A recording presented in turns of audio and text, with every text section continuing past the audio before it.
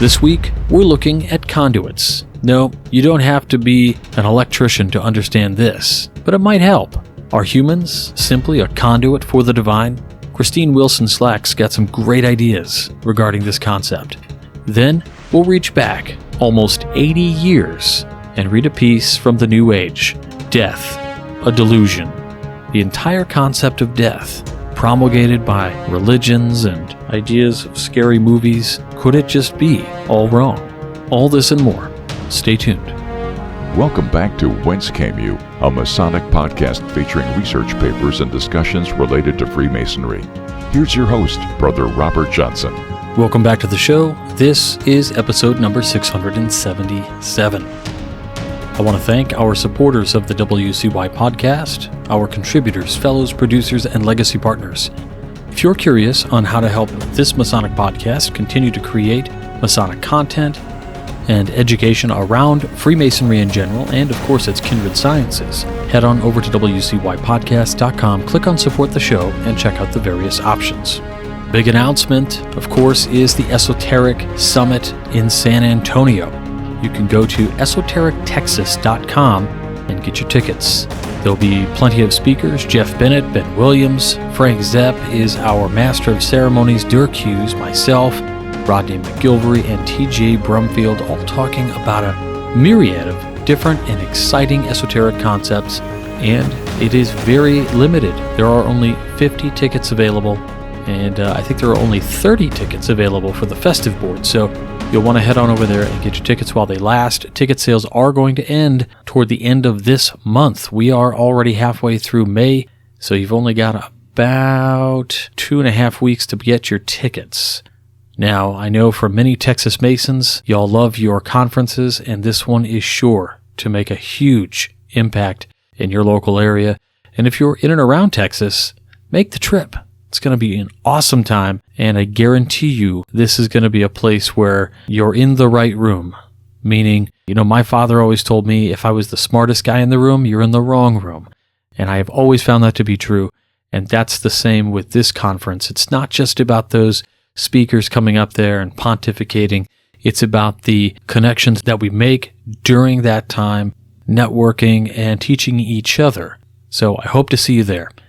Again, tickets can be found at esoterictexas.com. If there's any trouble there, you can head over to WCYpodcast.com, where we have a link that you can click that'll take you right to the Sign Up Genius page where you get your tickets. All right. Now, getting into this week's topic, I had two pieces, and I wanted to go ahead and get to the first one right now. Now, this one is from our good friend and co-author who was part of the book we did called How to Charter a Lodge, a No-Nonsense, Unsanctioned Guide.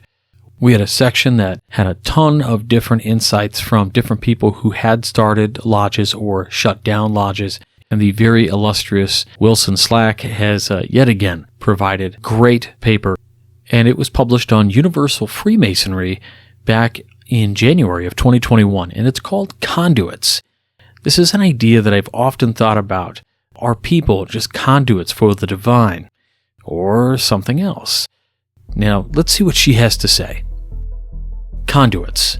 Does Freemasonry teach us to become conduits of the divine?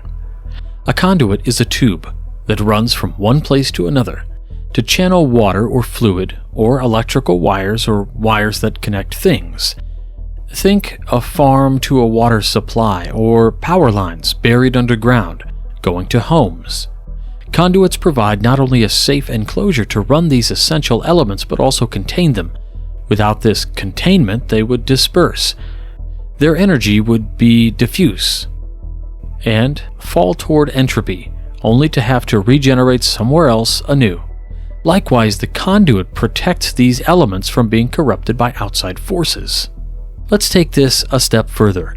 A conduit must be kept in excellent condition in order for it to perform its function. It has to be free from the things that corrode it or threaten to break it. It must be kept in the proper shape and alignment in order to conduct the elements to their proper locations. It also must be made out of the proper materials to support and safely deliver their goods. You do not run water through cardboard or lead conduits. as one breaks down and loses its form and the other poisons the water. In a recent group presentation, a fellow brother stated that the human body needed to be able to be in top physical condition in order for it to be a conduit for the most effective spiritual work. This was part of a larger discussion regarding martial arts and the physical form, linking the whole to the work of the Freemason.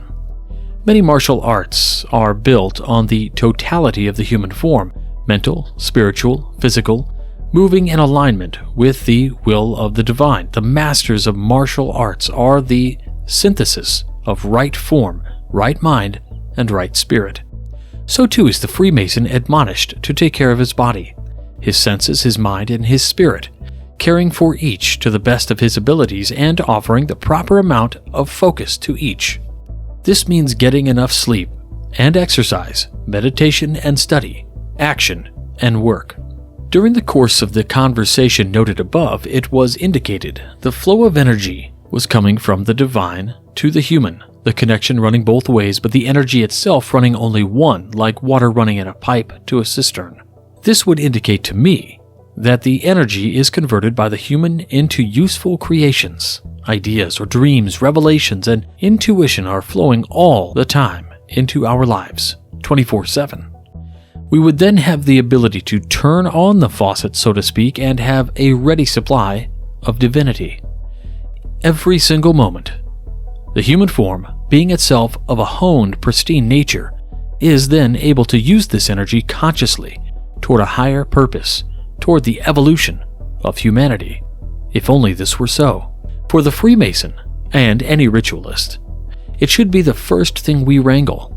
Oh, but we humans struggle. We struggle to control our desires and wants, from temperature to the hardness of chairs or the stiffness of our clothing. We are hungry, we are cold, we are sleepy. We lack the exercise our bodies need, the quality of food our cells require, and the mental stimulation of an excellent book or enlivening debate. We do not look for the work that challenges us to change and grow, but to the work that is just a little easier on our bodies. Even those of us who are most disciplined struggle to maintain this homeostasis in a world filled with temptations. We could ask the question, if I were God, would I channel through me?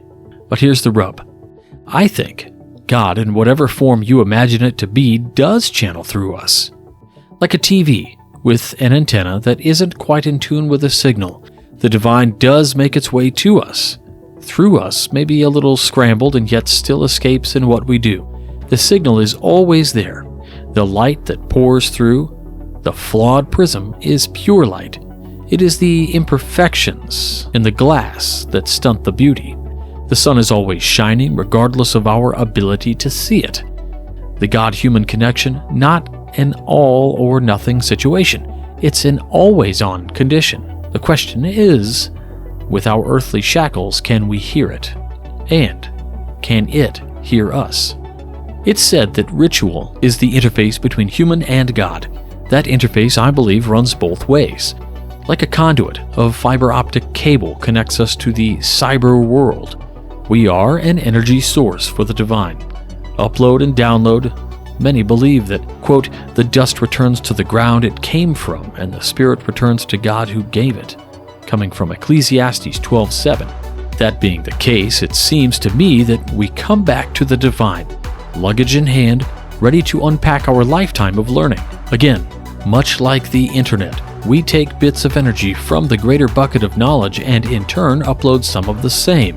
We contribute mindfully, or not, to the consciousness of the divine. The universal consciousness doesn't just pick up the perfect signals, the light from the perfect prism.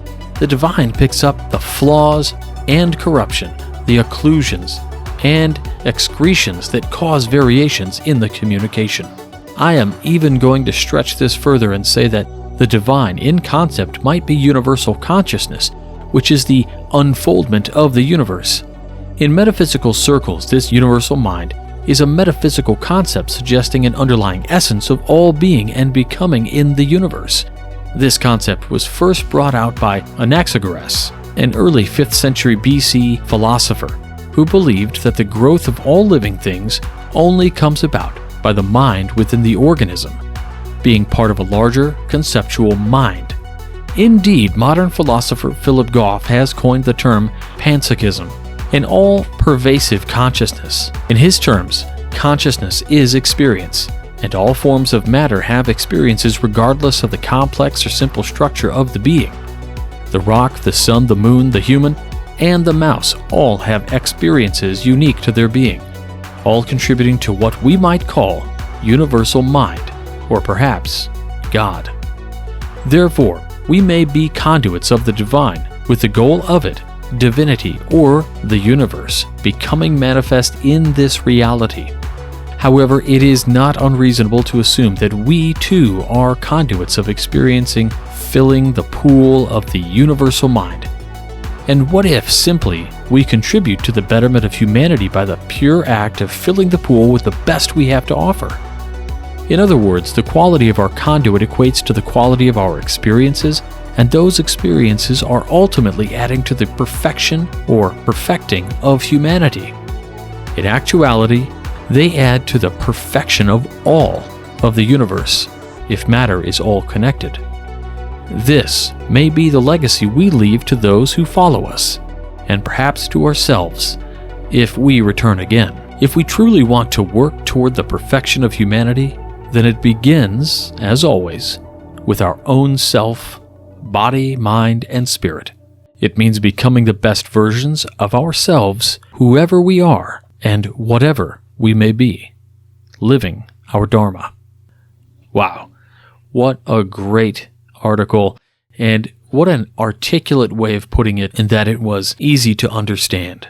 Thanks so much to Christine Wilson Slack for this article. The next piece I have for you comes from the January 1946 edition of The New Age, which was the Scottish Rite publication in print for a number of years for the southern jurisdiction of, again, the ancient and accepted Scottish Rite. This piece is called Death is Delusion by Ernest Crutcher, M.D., 32nd degree, Los Angeles, California. It begins with a quote, "If I am right, thy grace impart, still in the right to stay. If I am wrong, oh, teach my heart to find the better way." Pope. Death and birth are coordinate. They supplement each other. Each is a doorway into life, and the next grade of a perpetual schooling for individuality and soul growth. Neither is to be feared, nor is either evidence of disapproval or punishment for a predecessor's error. It is a healthy sign that religious leaders are taking a more wholesome attitude. Today is not only today, but 1,000 years hence as well. The brief period we spend on earth is but an eye wink of our enduring in life. That providential institution we designate as death is but a natural, kindly perversion that enables us to put aside an envelope, similar to the cocoon, the molting of birds or snakes or other creatures who slip out of worn garments. The dead have never died. They simply have changed clothes. In our density of spirit, few can speak to or perceive those, though there is abundant reason to think they are yet among us and interested in our careers. Ancient forms of life were ancestors of present forms. What then may be our posterity in form, mind, and manners? Winds, waves, quakes, foods, lands, society, life are the factors that will evolve the future animal. What will he be like? We write our own sentence in the book of fate. God is so benevolent and long-suffering.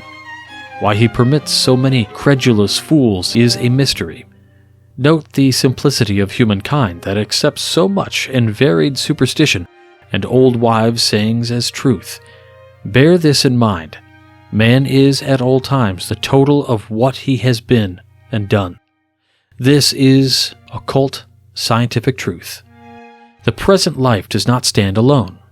We have had, perhaps, thousands of careers, and not all on this humble planet.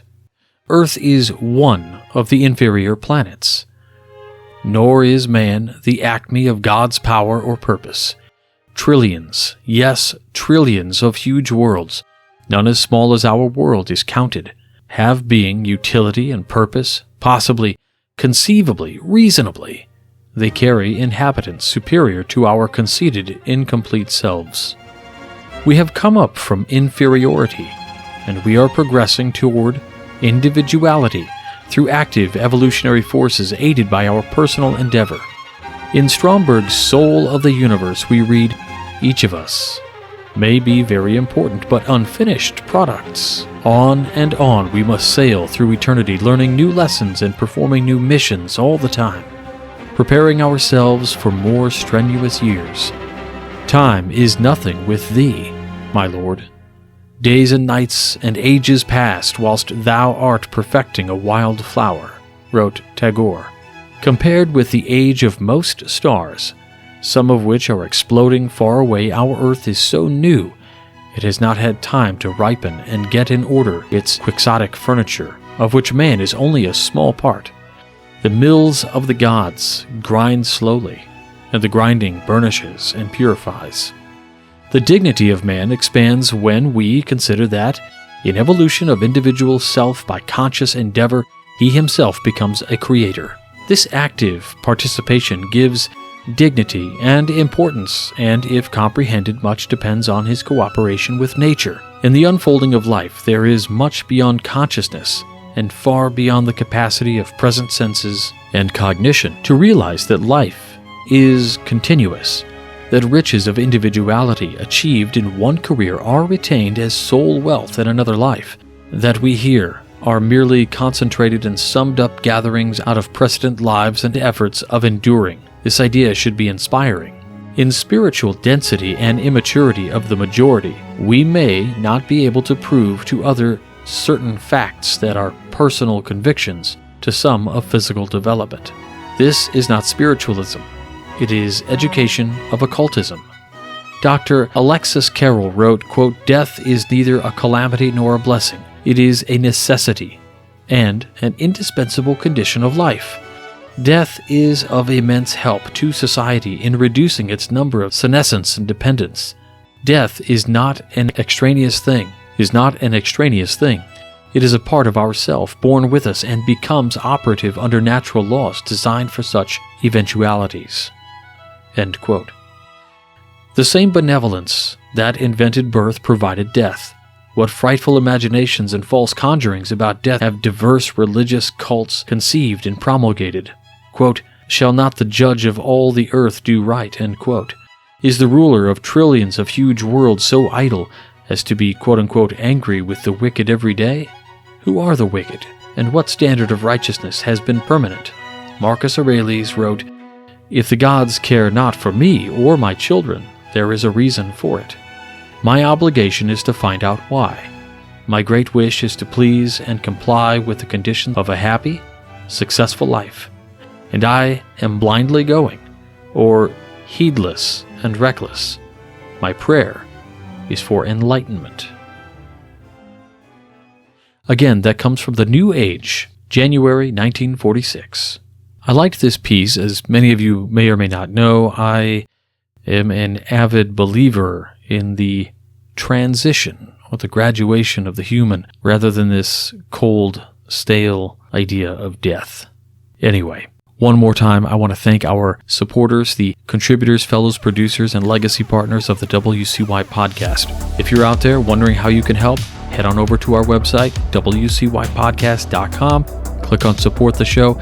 Check it out. We can use PayPal. We can use Patreon. Many people prefer Patreon. It's a very nice and easy way to go. Also, if you do it via your phone on Apple App Store, there's no more of that goofy additional charges that Apple was trying to gather. So you don't have to worry about that anymore, which is nice. Anyway, with that, again, I want to say thank you so much for any thoughts of contributing, and thanks again for listening. We always learn together, and I'm very happy to be able to do this show week after week, month after month, year after year. Until next week, stay on the level. For Whence Came You, I'm Robert Johnson. Take care. You've been listening to Whence Came You, a Masonic podcast featuring research papers and discussions related to Freemasonry with your host, Brother Robert Johnson. Be sure to join us for our next edition.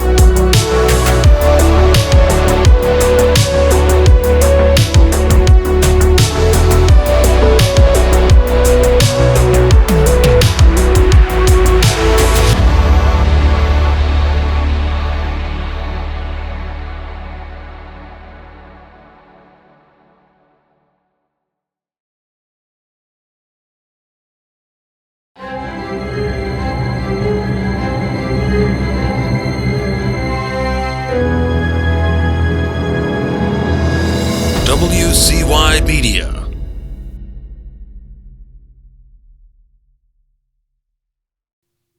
Why, that's me, man.